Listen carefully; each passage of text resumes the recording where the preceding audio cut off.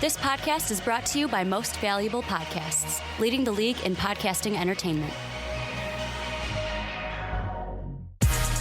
What is going on, everybody? Welcome back into MVP Sports and welcome back into another edition of the Fast Break. We are now only 1 week away from the NBA season. My name is Jake Neverman, as your host all season long, as the new and improved Sean Anderson, as discussed on prior podcasts. I am here with my beautiful co-host, Dave Oster. Hey, everybody. And Ricky Widmer. What's up, guys?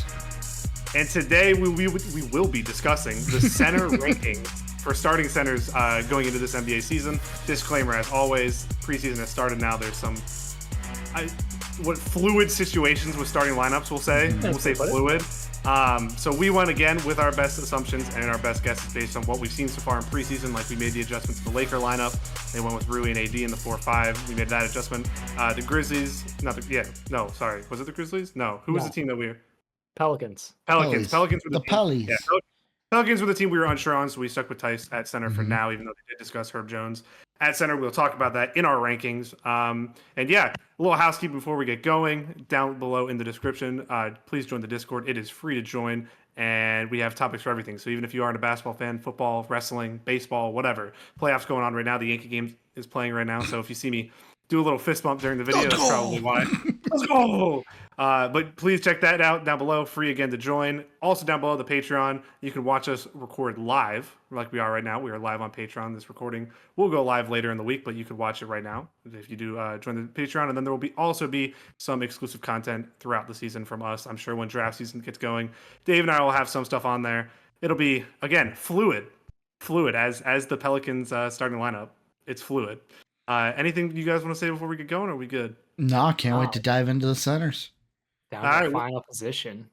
Yeah, and then after that, we have teams. And then after that, next week, we have our preseason predictions for conferences, title, awards, seeding, all that. So I would assume MVP incoming. Let's go. We'll have our reaction to Lonzo Ball playing a basketball game. That will go live next Tuesday, the day of the NBA season starting, with the Celtics and Knicks tip off the first game. They get the Mickey Mouse banner raising of the Boston Celtics. And so no, so we already did Mickey Mouse in 2021 when we raised that banner. Well, they raised it in 2020, so I guess that would be wrong from you. No, so here we go. I guess so. We're going to start off with our 30 through 21 rankings for the centers of the 2024-2025 NBA season. At number 30, as previously discussed, we have Daniel Tice. At number 29, we have Walker Kessler. At number 28, we have Yusuf Nurkic. At 27, we have Zach Edey. 26, Clint Capella. 25, Jalen Duren. 24, DeAndre Jordan. 23, Jonas Valanciunas. Number 22, Wendell Carter Jr. And number 21, from the Boston Celtics, 40-man-year-old Al Horford. He's old, whatever it is. I'm confused. DeAndre Jordan's not starting. DeAndre Ayton. That's what I meant to say. Okay. I was like, the Colts DeAndre Jordan. If you cannot the tell, Colts DeAndre Jordan should not be starting. Did we lock him in his house again? Make him sign with the Trailblazers? No, he's on the Nuggets. If you did not know, I slightly sleep deprived out here. So again, if you hear me slip up, I'm going to blame that for that reason. Blame the DeAndre Ayton. I mean, DeAndre Jordan might be better than DeAndre Ayton at this point. So who knows? Let's start with the Grizzly talk, because the Grizzly talk keeps saying the Grizzlies. The Pelican talk with Daniel Tice and Herb Jones. Dave, I'll go to you because you were the one discussing it earlier. They said they've been, again, fluid with the situation that Herb Jones will actually be their center, but during the preseason they started Daniel Tice. So I guess, how do you see that developing over this season? And then what are your expectations for, I guess we'll start on Tice and then we can also touch on Herb Jones. Yeah, I think the interesting thing is, like, Tice is someone who's kind of working his way back to the NBA. I don't know, he's had a long story. He had an injury, took him out for a while. He played in the NBL to kind of get his legs under him again, came back to the NBA. He's fine. I don't think there's anything, like, he screams just prototypical backup center in the NBA. Like, that's kind of where I would expect him. Obviously, they moved on from Jonas Valanciunas, which everybody was kind of looking forward to, because I think the fit was wrong and everybody knew it. It was like they need to go for something else, but just they didn't have another body to kind of stick in the center spot. So Tice kind of got that by default as like, hey, he's going to be the guy. But the weird thing is now this Herb Jones wrinkle is something interesting because Zion is like 6'6". Herb Jones is also like 6'7" ish, maybe. But, they saw what OG and Anunoby did in the playoffs, maybe, and they were inspired. And they're like, well, if OG can do it, maybe Herb can do it. Maybe we can do something similar to what the Knicks are doing, and just use, some team defense on bigs down low, help out when you can. Obviously, with some additions to that roster, they've got some interesting options they could go with throughout the year. I think we're all expecting some lineup changes to continue to happen. Brandon Ingram's situation has been left hanging too. CJ McCollum being a starter is a big question mark. So, this is a roster where it's like, we know 2 guys for sure are playing on this team. After that, the rest, as far as starters, are kind of like, you can earn it. Yeah. I think it's interesting, right? Because we were talking, I think it was me and Retro last night. We were talking about the center position, the big position in general, and kind of how we've seen a lot more dual big men. Yes. Right. It's kind of like growing in the NBA, but there still are some teams that are a little bit lag behind. So if you consider Zion and a traditional center, a double big man, because Zion, while being what do you say, 6'6" is what you probably think he is. Yep. He's a beefy boy. He's a beefy boy, so he can play as a small ball 5, and it would work against most teams. But when you come against those teams, like the Thunder this year, right, who have Hartenstein and Chet, you need to have a solution, and that solution can't be Zion on Herb Jones, I don't think, unless you're gonna try to run him in transition, I guess, and all that. But I guess, Ricky, do you think a center would definitely be a position to target, especially in the Brandon Ingram trade talks and all that? Do you think a center probably comes back to New Orleans at some point this season? I mean, yeah, because I'm going to be honest, and this kind of leads me into kind of a separate point with these center rankings is when I was looking at my rankings of where I had them, a guy like Valanciunas, I had all the way up at, what would it be, 16, middle of the pack. They need a guy who can play the center. But also it was compared to your 2 rankings, I had Valanciunas the highest. And it's is it really a net positive that they lost Valanciunas? Because the Herb Jones, the fluidity of the situation, Tice is not a guy. The reason why he's dead last in these rankings, like Dave said, he's a backup center. And even Herb Jones, he's more of a wing than a center.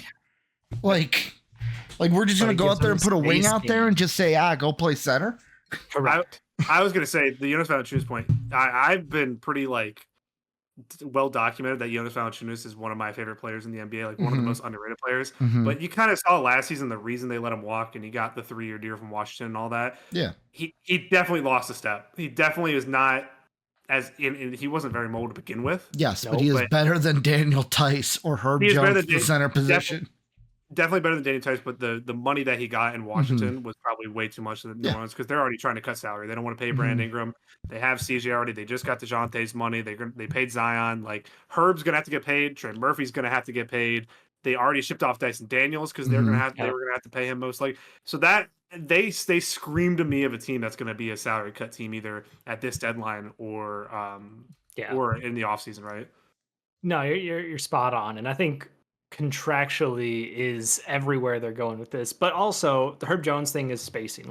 The big benefit of the whole swap going back a couple years with Steven Adams for Valanciunas was Valanciunas wasn't afraid to shoot threes.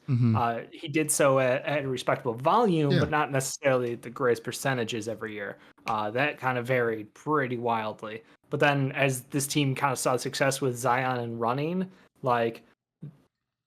you just got to play around your best player. You got to build on your best player. And Valanciunas, like you said, lost a step to Herb Jones being another floor spacer. So they can basically go with Zion in the paint and then 4 guys out, and that's going to give them the best results. DeJounte Murray, obviously his 3-ball is, not what I would call deadly. But unless it's against the Celtics. Right.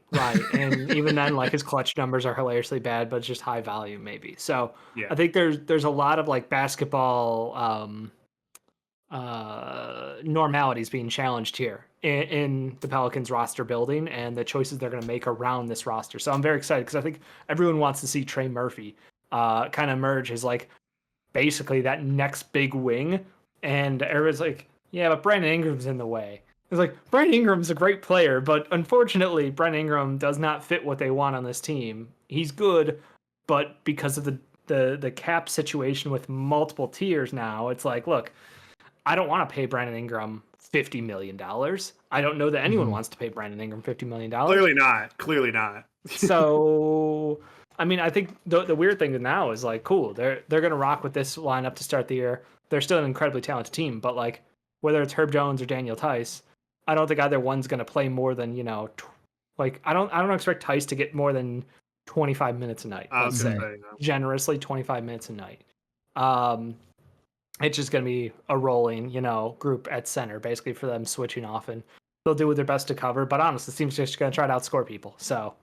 yeah. Not many teams play through centers anymore. There's more of them, but there's not a ton of them, Yeah, I was gonna say, do you think Trey Murphy's a trade candidate when we get to the deadline if Brandon Ingram's still there? No, I think they love him. His name's already been thrown around, so that's why I had to ask. I think there's interest from other teams because everybody sees the situation, but like I don't think they're going to give up. I don't have a Sixers shirt on, but I'd point to the Sixers shirt at that point. No chance. Interestingly, I'll go to you, Ricky, for the next guy I want to talk about is Clint Capella, because I'm kind of shocked that he's that high, to be honest with you. Clint Capella is at 26 in our combined rankings. I mean, I guess the Hawks are a new look team, obviously, with their long. We were watching a little bit of the preseason game against the Sixers before we started recording, and this long defenders around Trae Young finally, but it still feels like that center position for them is lacking behind, and they're kind of stuck with Clint Capella. I guess, what are your expectations for Clint Capella going forward? And for like the fourth year in a row, do you think Onyeka can take the job eventually, somehow, some way? Yes, Onaka's going to take that job. Like, it's plain and simple, and it's like, for me, I don't know, like, and the reason I throw this out here, looking at where you guys had them, Jake, this question isn't for you because you had Clint Capella the lowest. Dave, me and Dave had Clint Capella in the same exact spot. So that's why I kind of look at it. Maybe Dave, you were thinking the same of like, I'm looking at these centers and I'm going, man, I would love to have Clint Capella lower, but like, I love Zach Edey. Can't have him above Clint Capella. Duran can't have him above. Nurkic can't. Kessler can't. Horford, I probably had him the lowest. He's too old. Shouldn't even be starting. Let's be honest. This is Porzingis' job. Like, Horford shouldn't even be on this list. DeAndre Ayton, can't have him above Clint Capella, where it was like, I would love to have him lower, but if I was like, who would I rather have at center? This guy, he was winning the battles in most of those down here. I think there's something to be said about knowing what you got in a guy. And Clint Capella is that. He's been Clint Capella since he got to Atlanta. Yeah, he's lost a step or two. But at the same time, like, he realistically is just a double-double. Can you rebound the ball? He rebounds well. He can set decent screens. He can roll to the rim. No, he's not the most agile guy. No, he's not quick at all in the paint. No, he's not going to, be able to shut down top scoring centers in the paint. But he's good enough kind of a situation. And they gave him, a longer term deal, and they're just kind of stuck with him. Because I think personally, when I was watching like Onyeka Okongwu in college, like I saw like, oh, he's like shades of Bam. Like, we have an undersized guy who has a really smart angle or a smart view on the game from playing within the paint. He finds the right angles. He had good footwork. Like, everything about it made sense to me. Is like, hey, this is a gamble on a guy who has upside to be your like smaller five. And that's what we were looking for 3-4 years ago when he got drafted. And unfortunately, like, the consistency of Clint Capella plus a couple of untimely injuries has kind of held him down to like, I haven't seen him take that step. He hasn't taken over in that starting lineup. I know last year there's some interesting numbers between like when he was on the court and it was the pairing of him and DeJounte versus the pairing of him and Trey. So like, there's a lot of arguments to be made if he's going to take over that job. I hope he does. But again, consistency in Clint Capella, like DeAndre Ayton, way more talented. Zach Edey has physical gifts that Clint Capella can't measure up to. But Capella is like a savvy veteran at this point, and like he can just get his and do the right things for the team, and he's not a liability on the court. Yeah, I was going to shoot. That'll redirect straight to the next thing I was going to ask Dave. I think the highest riser from this could be Edey. I think easily he's sitting at 27 right now. Yeah. I think he could easily end up in the teens. I guess for this season, because you said that the Grizzlies actually didn't start him in whatever. No, they did not tonight. Interesting. The most recent preseason game, but yeah, I think he's such an interesting player. He's like an enigma because you either kind of love him or you hate him. I know. Shout out Soapy. He absolutely despises Zach Edey. Retro and you were more on the side of projecting Edey to be higher than most people thought, I guess would be the answer. Being higher on Edey than most people. Do you think that he makes the job his own? And like the connection between him and Ja has to be ridiculous this year, right? Absolutely, and that's one of the things that I was kind of hoping to see more out of the gates. After he got advised to skip the Olympics to work with the Grizzlies camp, he still sucks at setting screens. Those are some lame ass screens, unfortunately, to start this. I know preseason. I don't want to overreact too much, but Do you I do think- overreact? I know. But I do think that there's a lot to Ja's game that he needs to learn to play around because he didn't play with anyone like Ja. Like Yep. I'm trying to remember the generic white guy who was the point guard for Purdue, who he played with. He's still there this year. I'll look at I forget his name. But like completely different games. He never had someone who attacked downhill. He never played with someone who had that athleticism that was a complete game breaker. So I think it will take a little bit of time for him to get used to it. Obviously, like you have Jaren Jackson next to you as your power forward, and obviously the Grizzlies aren't afraid to go. Like they love Brandon Clark or Jen Jark, as we lovingly refer to him as. But he's back. It's a year off of the game. Who knows what he'll look like? His shot's still hilariously broken, unfortunately, so I don't think you can play him at center still. And Santi Aldama is good, but I would rather have a true center. And I think that's why he's going to get more opportunities than not to make this work. So I think they're going to roll with Edey for the first 3-4 months of the year. And if it looks like the rest, Fletcher Lawyer, thank you. Yeah, I know the name. What a name! Screams it all. What a Screams it name! all right there. But he will have 3-4 months to figure it out. And if the rest of the team is all go at that point and he's a liability, I think he's going to get demoted to the bench and they're going to be looking to make moves, whether it's Marcus Smart, Brandon Clark as a package, or some other assortment of guys, because they have a good amount of depth and bodies to make a deal happen to find somebody, because this is a team that's ready to compete now. They took off basically a full year and a half from competing. So they are like, go. I correct myself because they had 2 white guys in the starting lineup. Braden Smith was the assister. Braden Smith, yep. Okay. Because I was like, ooh, wait, this guy's the only. He's the white guy with all the assists. No.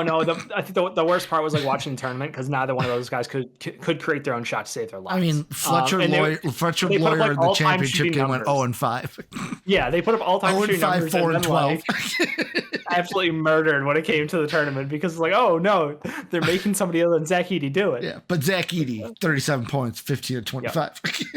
Yeah, but UConn, baby. Mm-hmm. The Rim General. The Rim General is nasty. I can't lie. Is great. Speaking of which, might overtake higher than Ayton. I'll tell you that. You go to Ayton, Ricky. What are your thoughts on Ayton? Will not be on this list next year. It'll be Donovan Clingan next year. Or will Ayton be a Pelican next year? He could be on a new team, but I don't think if he's a Blazer, he ain't on this list. He's the backup. Or is he a Hawk? He's gonna be a Hawk. He ain't on. If he's on the Blazers, he ain't on this list next year. That's all I know. Donovan Clingan about to take that job at least halfway through. That jump shot looked good. It's difficult for me to rule him out, man. He's got all the gifts in the world, and if he puts in 80% effort. 80% effort. But Dave, we have the sample size at this point. We do. You can't. He had his defense in the playoffs for the Suns. You can't deny that playoff run was because of him for a large part of it. And what happened at the end of the playoff run? He ran out of juice. He got tired. He got benched. I mean, Monty Williams. Monty Williams is a whole nother enigma. Actually, talking about Monty Williams' former team, Jalen Duren is also on this list. And Dave, I'll go to because I have heard Soapy the last couple week, 2 weeks. He is not happy with Jalen Duren. He is not happy with how the Pistons fans rate Jalen Duren. Mm-hmm. Do you think that his motor is as big of an issue as Soapy brings up constantly? Yeah. No, Soapy, for as negative as he can be at times, I'll continue my trend of on the Pistons every single episode of this series. Oh my God, I didn't even know. Yep.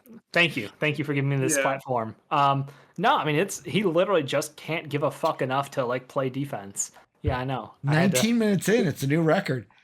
Yeah. Well, they keep the Pistons. What am I gonna do with it? So no, it's so frustrating because it's like you watch this kid come out as a rookie, and it was just like steal the draft. He has so much future in front of him, and he has everything it takes. He's physical, but he's also quick. He's got athleticism. He's got good body control. And yet, when it comes to knowing how to set yourself up for success in a game, maybe using a little bit of effort on the defensive end, maybe just not, walking around in the paint at times and losing track of your defender, maybe keeping an eye for back screens, maybe setting screens on offense for, one of the better players in the league. But like, there's a lot to his game that could be great. Yeah, no, one of the best players in the league. Let's relax there. Who? I didn't say on the team. One of the best players. You talking about Tobias like that? I mean, that's yes, yeah, definitely Tobias. No, I mean it's frustrating because he has like even the shot has come along, and you're like, oh, is this guy gonna add like a 12-footer to his game? Is he gonna open up the mid range? Because if he can, imagine what that can do for this team's spacing. It's not there. It's kind of frustrating. It's kind of, I didn't put it in on ED. I meant to say this, but a lot of like the development with those guys who are going to be in a lot of those, screen and rolls are going to be the short roll, right? And ED hasn't had time yet, but like ED's going to have to be able, with Ja, who's going to be attacking the rim, getting downhill quickly. He's going to have to develop that short roll and be able to pass out of it and to make like I'm calling it a Hartenstein push shot now, because like Hartenstein has like trademarked those push shots that he makes them all the time. And Duran's kind of the same thing where I think he's just the same player that he is when he came in, right? There's been no significant development on his game in any remarkable area. And once you add that with the mixture of a motor problem, and especially when you have Beef Stew and Paul Reed behind you, which are not better players, but their motors are exponentially better, I start to worry for Duran a little bit. The last guy I wanted to touch in on this section, I'll go to you, Ricky, is former Chicago Bull, Wendell Carter Jr. I know that you guys maybe you got a little bit petty with your rankings. I don't know if had nothing to do with Wendell. I'll be honest. Like, wait, I gotta look at the combined real quick. I got no hard feelings. I got no hard feelings with Wendell. I mean, I had him at 23, but it wasn't like I'll be completely honest. DeAndre Ayton on my list, I put at 29 for a reason. It was like the same reason why I put Dylan Brooks at 30. Like, there was a reason why he's at 29. Wendell that's where he fell. Like, yeah, Wendell is who he is. I feel like the Magic have a couple of areas where they might need to improve, but if they want to upgrade the center position, like, he might be the first position they upgrade. Unless you're going to look to upgrade the shooting guard or like wing. I'm like KCP. It's point guard or center, and Jalen Suggs, I guess, right now. That's yet again, I was thinking Suggs, but I didn't know if people were like, oh, but he's still got time. He's still young. He's so good defensively that like that's where their outliers. I said, Dave, I think you're probably in the same boat. I think Wendell's kind of stagnated a little bit. Well, it hurts when you play 56 games a year. Yeah. And you're not a superstar. Wait, but Kawhi. Okay, I'm like, but Kawhi. He caught that one. No, he caught that one. That was not a Kawhi shot. To be continued later. But the whole deal, obviously, as a Bulls fan here, I admittedly had Vucevic one spot below Wendell Carter in my rankings because it hurts me, that trade, every day I look back. And even though Vucevic has played basically another like 100. I think just about 100 games more than Wendell Carter since the trade has happened, which is kind of insane because it's only been a couple of years. And Vuce's not bad. Right. He's just incredibly frustrating. Not yet. Because the Bulls don't use him. Not yet. But Wendell Carter, incredibly mid, hasn't been able to progress as a player because he's just consistently injured. But it's one of those things where it's like, look, you've got a 6'10" guy who's smart, who can play good defense, and who can knock down threes if he's left open. Like, there's a lot to love about the idea of that player, but if he can't give you games when it counts or games throughout the whole season, and his defense falters against guys who are literally crushing the East, like, you got to find a way, like, what's the value of a guy like that? Like, if you can't use your system with that guy, Yeah, that's fair. Yeah. Quick fires to wrap up. We have 3 players left, so I'll throw each of us one of them. Ricky, Al Horford, thoughts this season? What do you think from the retirement home? He's too old. He's too old. He's too old. The only thing that he'll be useful for this season is if you need a leg where it's like, I need to boost these betting odds. Al Horford can hit 1-3. That's about all he's useful for this year. He's still good defensively. He's old. This is Al ratified. Horford was old 4 years ago. Like 4 years ago? a 4 goal. years ago? 4 years ago. 4 years ago. Dave, Yusuf Nurkic, outlook on this season for him. He's fine. Yeah, right. That's, What more do you want out of Nurk, dog? Like he's just there to keep the peace, to not take shots unless everybody else And is to like get first baskets. And I guess Off to get that first pick baskets off for that Ricky. pick and roll, baby. But I think he's going to be a great mentor there in Phoenix. yeah. Last guy's Walker Kessler. I'm just gonna say trade alert. Probably looking to see where he ends up. Pelican. Could be a Pelican. I think he's still a quality player. He could still be an NBA center. I mean, at worst, he could still be a backup, but he probably could start for a lot of teams that are on this list, to be honest with you. And we talked about Edey being a riser. I think Kessler could also be a riser, maybe to the low 20s or high teens, depending on where he ends up with the season that he has. And maybe, his coach, I really do like his coach, but maybe his coach doesn't hate him this year. That might help a little bit. Just a little bit. Just a scheme mismatch there, A little bit. Like, well, we're on a rookie contract. We have John Collins, so learn. John Collins also stinks, though. Yeah, As always, we'd like to thank the people that make these videos possible, our patrons whose names are displayed on the screen now. If you would like to become a patron, go ahead and click the Patreon icon in the bottom right. And if you'd like to check out another video from MVP Sports, hit the video in the upper left. As always, thanks for watching.